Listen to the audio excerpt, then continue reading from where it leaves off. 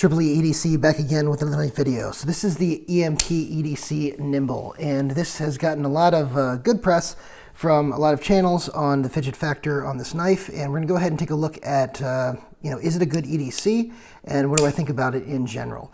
Let's go ahead and do some size comparisons here, because it's kind of an interesting size category. Here it is against the Bugout and the Bailout. You can see it's actually smaller than expected as far as size goes. Here is the mini Griptilian. It's more along the size of that mini Griptilian there, but a little bit larger than the mini grip. And here's the Benchmade Griptilian. Here's the Spyderco Para 3, which is larger than it, and the Paramilitary 2. What did I do with the Para 2? Here we go.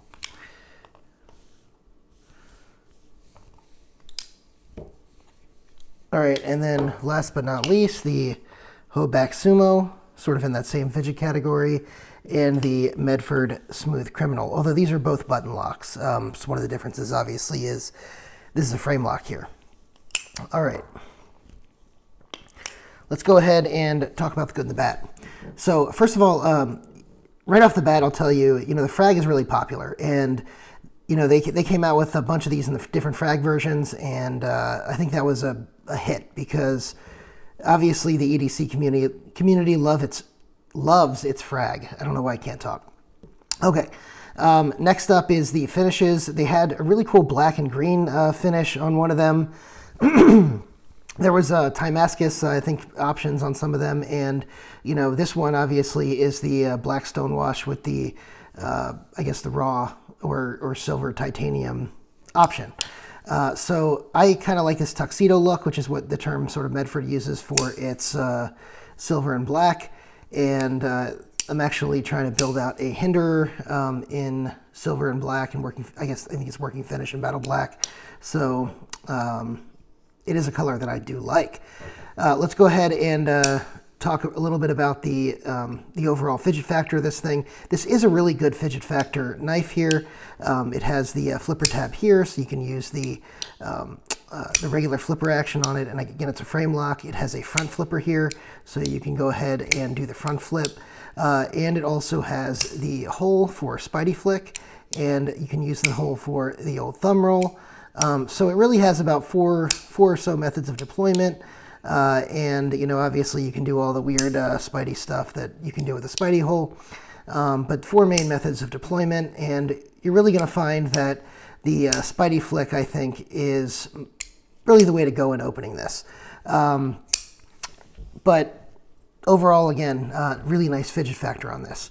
The knife itself, I really like the black stonewash on it, the stonewash finish. It really looks very, very nice. Also, the finishing on the scales is quite nice, and that clip also has good finishing on it. So all of that is good. Fit and finish overall is pretty good on this, and the detent is nice and crisp, even though it has to account for 3 different methods of deployment. Nice and crisp. All right. The steel on this, I believe, was S35 or M390. Honestly, I can't remember. I'll go ahead and see if I can. If I remember, I'll go ahead and put it up in the corner or drop it in the description below. I believe actually it may have been M390, but the either one of those is going to be perfectly good steels, and this is titanium here on the handles, and titanium obviously is one of my favorite handle materials. I really like metal. Metal's a good combination. I mean, titanium's a good combination of strength and strength to weight ratio, I should say. So I really like the titanium frame lock aspect of this knife because I do have a lot of titanium frame locks. All right, so that's pretty much what I do like about the knife. There are a bunch of negatives on this knife, and I think a lot of people really like the knife overall. I will tell you that some of the negatives do take it away from me, and we'll get to the conclusion in a minute on this thing. So a couple things. One of the things is the price. I think the price is okay. It's about $270, $280. People are paying over that on the, and when I say $270, $280, the reason I'm not pinning down one is it depends on the options. You can also go up from there. If you get Timascus accents, Timascus clip, or whatever, you can pay even more. But 270, 280, I think is okay for this knife. I'd like to see it more like in the 200 to 225 mark as far as build quality and all that. But I don't think it's terrible for the price. But I do think that it's not the best price. Let's just put it that way. I think people who are paying the over secondary market prices for this are overpaying, and just be careful with doing that, especially because there's going to be more runs of this. So that's that. I will say, when the tactile rock wall first came out, the tactile rock wall was really hard to get, and I think I paid $400 for a $300 knife just because I wanted to get one quickly to review, but because I thought it was going to be a really higher end knife, and it is. But it was a knife that I don't love the fact that now looking back that I paid $400 on it, but it is a very, very good $300 knife. So this one I think is not quite to the $300 level, and I don't love the price for that reason. Next up on this is the ergonomics. So the ergonomics on this, I think I'd put at a 7, and I feel like I'm a 7 out of 10. I feel like I'm being a little bit generous. I don't love the ergonomics on this. I think what it's trying to do is be a lot like these Voxnays designs.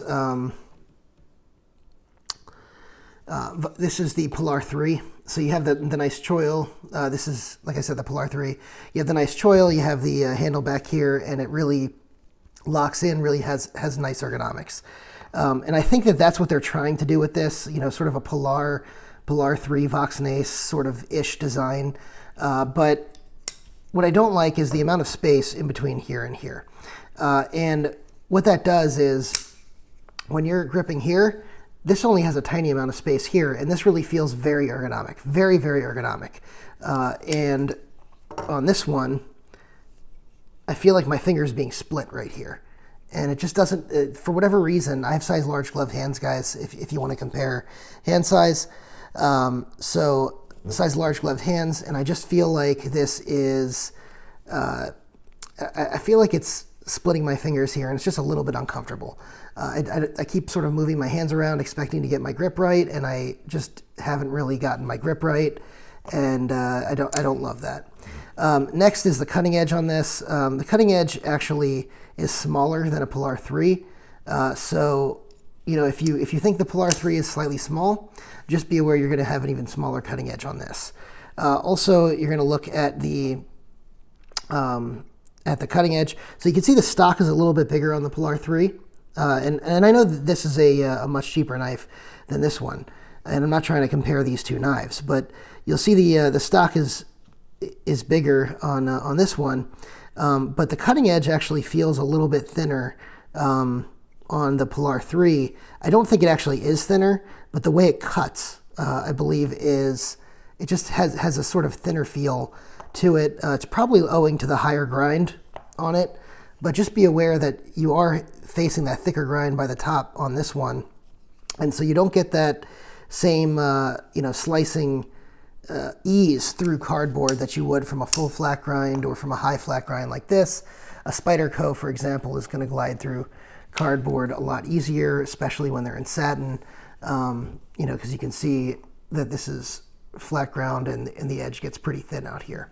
So just some things to think about. Next up, the detent, like I said, is a little crisp on this. So there are times, especially with the flipper tab shape, where my finger slips off. And also where, I'm trying to do the front flip. And I'm actually pretty good at doing the front flip in general on other knives. But on this one, for whatever reason, I don't know if it's the jimping or whatever. And you can see the jimping is pretty good here. But on the side, there's not really a whole lot of impressions on the side. So if you're relying sort of on the side of that flipper, you tend to flip off because you're not digging into the jimping. So just be aware that may be an issue. The clip on it is okay. It's not the best, not the worst.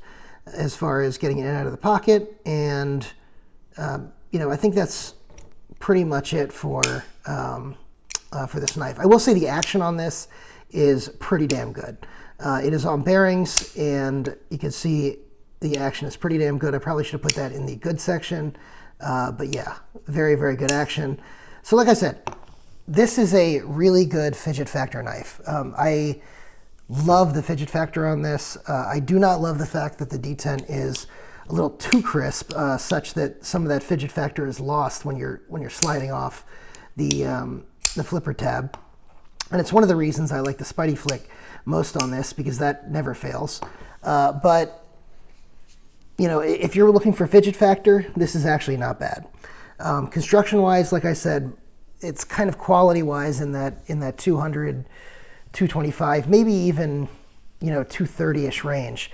But I think the 270, 280 they're asking, it's not quite up there on construction. And the way you could see that is, look, this is titanium. This is the Medford Smooth Criminal. And I think the finishing on this is actually better than the finishing on this. The Medford Smooth Criminal is $350, so it is a more expensive knife, but this is aluminum, this is titanium, and by the way, the blade steel on this one is S45. The original Medford Smooth Criminals, I think, were S35, but you know, you have that's something to. Oh, I'm losing my train of thought, guys. It's late. The steel on this is good, and this is a nice hollow grind, so it actually cuts a little bit better than this one, despite the fact that this one has a lower grind. So nice hollow grind on that Medford, just like Medfords normally do. And let's go ahead and take a look at the hoe back. Now the hoe back is twice the price of this Nymble, but if you're looking for fidget factor, the hoe back Sumo is going to be much more fidget friendly. You have multiple deployment methods. You have the thumb rollout, you have the Spidey Flick, you have the both sides of the thumb stud here, the triangular thumb stud, and you have the button lock, and you have the flipper. So, you know, you can really go all out on this thing and do all sorts of fidget stuff. This particular Sumo, I've had a couple of Sumos now, and this particular Sumo has a little bit of lock stick I'm trying to get rid of, but other than that, it's really, really excellent. And the ergonomics are way, way better on this Hoback Sumo, and they're very much so better on this Medford Smooth Criminal. So I really, really like the ergonomics on both of these versus this one. So if you're looking for something very fidgety, this one is the most fidgety, this one is second most fidgety, this is third most fidgety, but the this is so smooth, you know, as far as being the Smooth Criminal, that I actually really like this for fidget factor. It just doesn't have the ability to Spidey Flick or thumb roll, but it really is nice and fidgety, and the ergonomics are a lot better, and so is the hollow grind on it. So while still being a very good steel, good EDC steel in the S45VN. Okay, so what are my recommendations again? I think this is a little bit overpriced. I think it is not necessarily something I'd recommend to everyone. If you're just looking for a fidgety knife, I can recommend it, but again, a little bit overpriced. I would recommend the Smooth Criminal and the Sumo over this knife. However, the Sumo's twice the price, like I said, and this is a little bit more expensive. But once you're in that 200, you know, once you're in that 270, 80 range, like this is, the 350 that this is 340, 350 this is going to cost you is probably not that big of it's not a deal breaker probably, but just remember that this is aluminum, really, really nice aluminum. They finished it very well. It's actually nicer. Benchmade does a pretty good job on their aluminum. So does Microtech. I think this might even be nicer than both of them. So just another option for you guys. That Smooth Criminal is really, really nice. I'm going to go ahead and link below. I don't have a link for this, or at least for an affiliate link, but I will go ahead and try to see if I can find a link to link that below. And then I'll also go ahead and link, if I can, the Hoback Sumo and the Smooth Criminal to DLT. I don't think DLT carries the Smooth Criminal right now, but I will link the Medford site, or the Medford part of the site. Maybe they'll carry it later. and the Hoback Sumo, definitely check out. If you can afford it, it is more expensive, but it is a really, really nice knife. And they fixed, if you saw my earlier review, they fixed the clip problem. So the clip, this is a new clip. The clip on the old one sucked. It really dug into your hand and was a problem. I think Jay Hoback listened to all the people complaining about it, fixed it, and now it's really, really comfortable. Really a super knife. This would have been in my top 10 for 2021 if it had that clip to begin with. So now that it has that clip, definitely recommend that Hoback Sumo. All right. That's the final thoughts, guys, on it. Go ahead and drop a comment, drop a like button, hit the subscribe button, hit the notification bell. Thank you guys for watching.